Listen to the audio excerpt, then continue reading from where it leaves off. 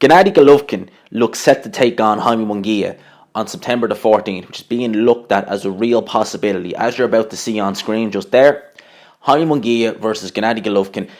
It looks like it could take place on September the 14th because Canelo may not be in action that day because, as Bob Arum is claiming, he's enduring some knee problems. Okay? Now, this is a bit of an interesting turn of events. I made a video yesterday where I talked about Kovalev kind of shutting down the Canelo fight, saying that he'd be looking to face Anthony Yarde next. It was his mandatory.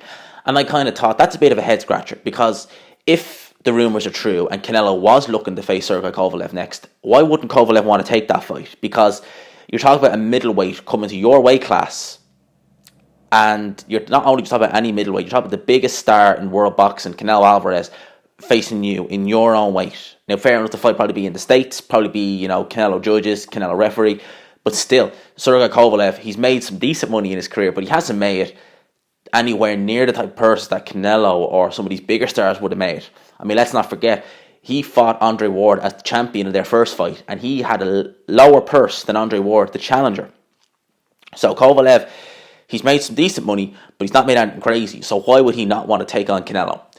Well, this may be the reason, This may be the reason why. Canelo Alvarez, we know, has had issues with his knee in the past. If you ever watch Canelo, he fights with a brace on his right knee, I think it is. And I think it was either going into the first Golovkin fight or going into the second one.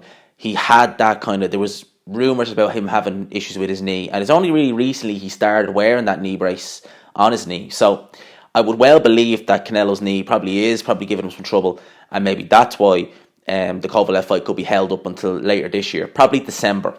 Now, Kovalev would obviously have to get Anthony Yarde out of the way, which I definitely think Kovalev will win that fight, but I don't think it's a foregone conclusion. I think Yarde, he could be game in that fight. But let's not talk about this anyway. Let's talk about Triple G versus Jaime Munguia. That's what's being talked about, and that's a fight that I think is quite interesting.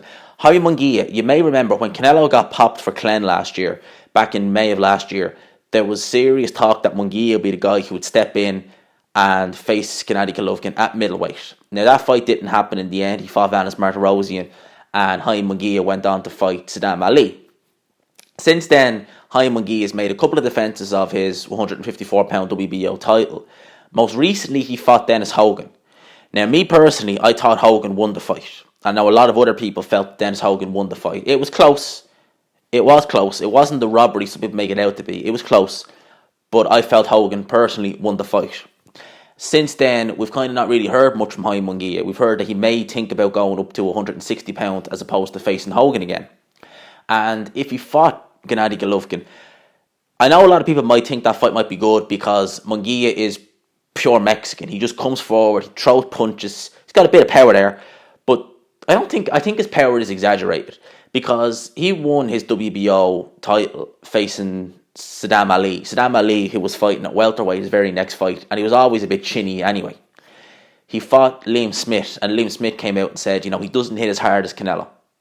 So I think his power might be a bit exaggerated. So would he be able to get Golovkin's respect? I definitely think that's the kind of fight that would intrigue Golovkin more than someone like a Demetrius Andre. Someone who's just going to stand in front of him and have kind of a dust-up with him. I think Golovkin would like that. I think Golovkin would just be able to let his hard shots go. Hard shots to the head, to the body, hooks, uppercuts, all that stuff that he likes throwing. And if Jaime Munguia isn't necessarily the biggest puncher, I'm not saying he's feather fisted, I'm sure he can punch, but if he doesn't have the power that we think he does, if he doesn't have Canelo level power, then what's he going to keep Golovkin off with? So it'd be an interesting fight. I wouldn't mind seeing it personally.